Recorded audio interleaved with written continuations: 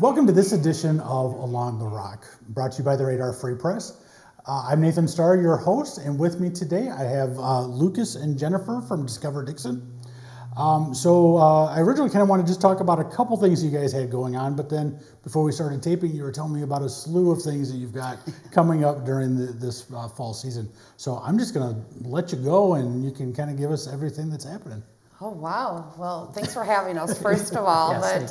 Yes, Discover Dixon, the fall is one of our busiest times. Of course, October is here, so we're kicking it off with our Witches Night Out, which is going to be Thursday, October 16th. Join us downtown Dixon and beyond. So you're going to find out a bunch of spooky specials out there. And we call it Witches Night Out because we encourage you to dress up. So ladies and gentlemen, dress up, join us for sales and deals at our local restaurants, boutiques, and you can find all the information, though, on our Discover Dixon website. So I always repeat that because while we could talk about the events, that's where the best information you're going to receive is from. So lots of deals, and we have over 20 businesses. Yeah, I was just going to say, it's really exciting. We have a lot of businesses that are signed up already, so and more will sign up within the week ahead leading up to next week's event. So yeah, very exciting. Yeah, and this is just an opportunity because a lot of times, we work 9 to 5, right? And these are a lot of small mom and pop stores, so they have families and such too, but they do stay open occasionally till 8 o'clock, and this is one of those examples to get out, explore. Maybe you've not been to that store or restaurant, but this is an opportunity because they will be staying open a little bit later. That's nice. Oh, awesome. Well, that one sounds pretty interesting. So now, the Scarecrow Festival is the one that's coming up after this, right? Yeah, so back-to-back events. So the Saturday, October 18th from 10 to 2, join us downtown Dixon where we have 6 blocks long of festivities going on. So please pipe in, Lucas, because I know we got so much going on. Right. Besides our businesses are participating, their doors will be open. Check them out. We do have over 100 vendors that are going to be in that 6 blocks wide. We do have costume characters coming. We have pumpkin bowling. There's pumpkin painting. There's painting of the pots.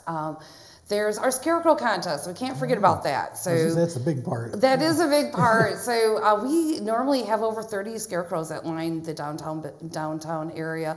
And so they will be put up like October 11th, and they will run through the Scarecrow Festival time, and people will take them down on that Monday following. But this is a great opportunity to go check them out. These businesses and community organizations and families built these, create them, and it's really cool to see the use of material that these people come up with for these scarecrows. So those will be lining the streets as well. Yeah, and the great thing about the booths at the Scarecrow Festival is that it's not only just like crafters and different vendors. We also have nonprofits that are doing those kids games for kids. So when you bring your kids down there, there's plenty of things for them to do as well. Win a prize at a booth and those sorts of things. So yeah, that's fun too. And then the pumpkin derby too. Yeah, our pumpkin derby. So I think we're like on our 5th or 6th year of that, where you create something that a pumpkin will roll on. So we tell people, think of like a baby stroller or maybe a skateboard, and you secure the pumpkin. And I'm not saying the biggest pumpkin or the smallest pumpkin will make it the winner, all right? But you decorate it, and then we have different heats. So we have our kid category, we have our teen, we have our business, we have our family. And of course, you just want to be the one for those bragging rights that you won. So it's pretty cool to participate in, but it's really cool to even actually watch these racers down Hennepin. Like, you don't really think Hennepin's that steep, but try walking up it. I grew up in Dixon, so I definitely know how steep Hennepin can be. So they start about where like Stonebridge Running is located. We put a line up there, and the racers will get their unit and put it there, and we count down, and then it's great to watch them because they start going slow, and then they start building it up, and then we do have the hay bales at the end to stop them from going any further. So is there a good number of them that make it all the way down, or some of them crash before they I'd get say there? Most of them make it all the way down. Most of them do. Run into each other maybe. I mean, there might be. some gear, move to the right or left, but we make sure we put some safety barriers up there so it's no one gets hurt or injured. But that actually will take place at 1 o'clock. So the event, Scarecrow Festival in general, is from 10 to 2, but the racing will start at 1 o'clock and we're done at 2. So that's just a really fun one that we brought. Mount Carroll used to do it, and I had gone to their festival, and I was like, this is what we need to do in Dixon, and here we are, and people love it. So there's really something for everybody to do, and we've lucked out. The weather has been so gorgeous the past couple of years, so we're hoping for another great event. Yeah, hopefully it doesn't turn cold before all these fall events happen. Yeah, right.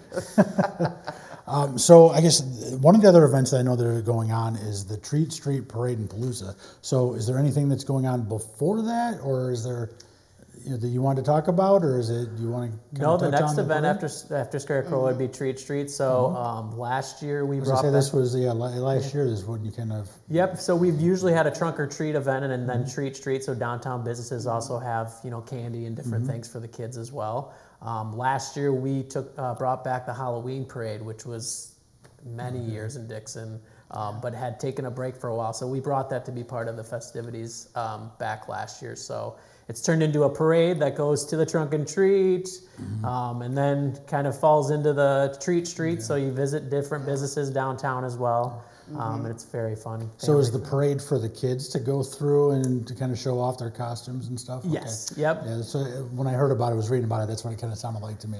Yeah. So they'll start at Haymarket Square, and then we have a police escort, a couple blocks that the police escort takes us through, and then we end back at Haymarket Square, where we then we have our judges, and they will then award per age category, and then we give candy out to everybody, and then we just push them out and tell them to go to Trunk or Treat, where we have over 20 vehicles, and then our participating businesses sign up. So we provide them, there'll be a digital map who's participating, but we'll also be providing them with a picture to put in their window, notifying the families, like, we welcome you to come in for a treat or a trick. I don't know.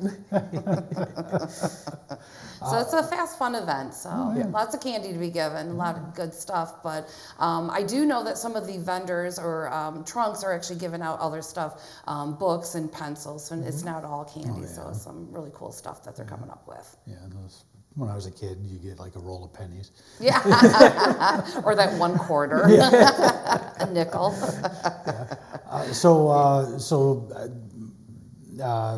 And leading up to the end of the fall, so you guys still have a few other things going on. I know you wanted to talk about one in particular before. Yeah, so one of my favorite events is our 4th grade tours, and this is not open to the public, but anyways, for over 30 years now, I believe it's like our 32nd year that Main Street has put on 4th grade tours. So we work with the public and private schools in Dixon, so there's approximately about 200 4th graders who will come downtown Dixon, and we walk them on Main Street. We show them anatomy of a Main Street building. We bring in the John Deere blacksmith.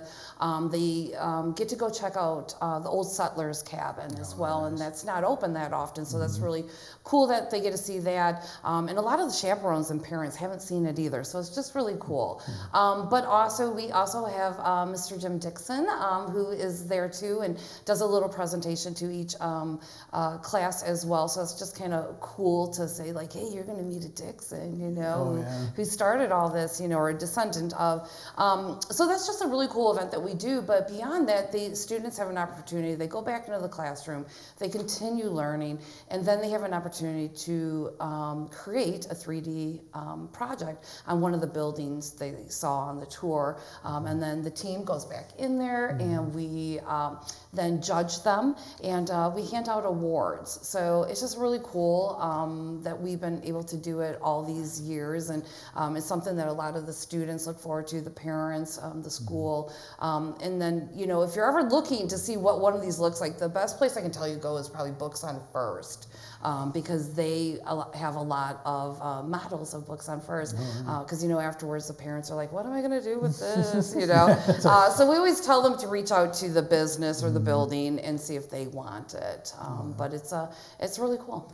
Oh, wow. Cool program. Yeah, that's having that kind of a tours of things around the area. I think instead of going out to, like the Chicago area or Rockford to go to museums like that, you can have something local that the kids can learn about, their own, community. I think is fascinating. Oh, it is. It's really cool. And especially as, we see these kiddos get older, and then, I talk about fourth grade tours. I'll be like, has anybody made a project? And they're like, I did. Do you still have it? Some do, some don't. But it's pretty cool. Oh, yeah.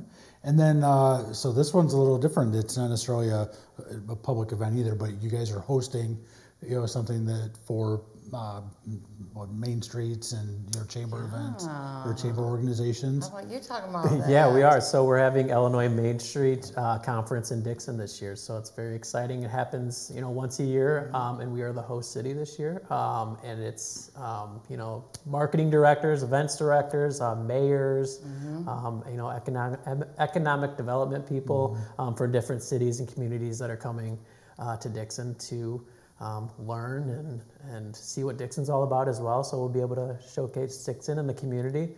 So we're very excited for that. Yeah, that's pretty exciting to be the host of an event like that. So it's neat to have that coming into the area. Well, and to go off of that, one thing that's really cool is having our fourth grade tours, and we're actually inviting some of the winners to the opening reception of the Main Street Conference so they can showcase their project. Last year when we went to the conference in Batavia, we were actually awarded for our fourth grade tours. And after the event or the awards, I had other Main Streets come up and ask about it. And I'm like, yeah, it's a pretty cool program that we're able to do, and put on. So I'm really just excited to bring all them to Dixon, to showcase our students, to showcase this, event that we have put on for so long. And it's just a really exciting time for Dixon and our Sauk Valley area in general. Is there anything else that you would like to touch on today? I know we kind of went over quite a few things, but is there any events that we missed that we didn't get a chance to talk about? Oh gosh. Well, all I could suggest is to follow us on discoverdixon.com. That's going to give you your best information on what we're doing. And stay tuned because we're about ready to roll out our 2026 calendar of events. Yep, and we'll have Shop Small Saturday later this year, Christmas Walk, Santa at the Cabin. So follow us on Facebook and discoverdixon.com for all your events too. All right, awesome. Well, Jennifer, Lucas, thanks for coming in today. Thank you. And I'd like to thank our crew that's behind the scenes as well as our viewers.